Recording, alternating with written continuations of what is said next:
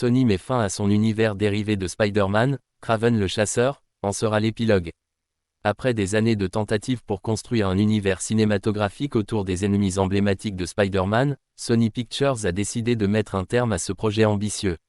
Le dernier film de cet univers, Kraven le chasseur, sortira le 13 décembre 2024 et marquera la fin d'une aventure cinématographique marquée par des résultats mitigés. Depuis le lancement de Venom en 2018, Sony avait pour ambition de créer un univers parallèle à celui de Marvel Studios, centré sur les antagonistes de Spider-Man.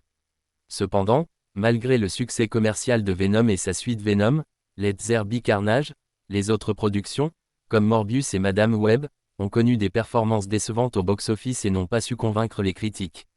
Cette situation a conduit Sony à reconsidérer son approche.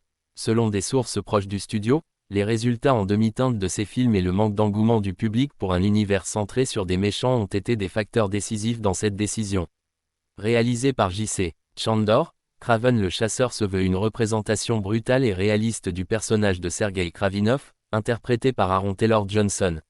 Le film, classé R pour sa violence explicite, s'éloigne des standards des précédentes productions de l'univers étendu. Cette classification promet un portrait plus sombre et mature, aligné avec la vision originelle des comics. Nous voulions offrir un dernier hommage à ces personnages complexes, a déclaré un porte-parole de Sony Pictures. Avec Kraven, nous terminons sur une note audacieuse. Malgré la fin de cet univers dérivé, Sony ne tourne pas la page de Spider-Man. Le studio prévoit de continuer à exploiter le potentiel lucratif du héros emblématique. Parmi les projets à venir, on trouve le film d'animation Spider-Man, Beyond the Spider-Verse, attendu pour 2025, et un quatrième film en collaboration avec Marvel Studios, avec Tom Holland dans le rôle de Peter Parker.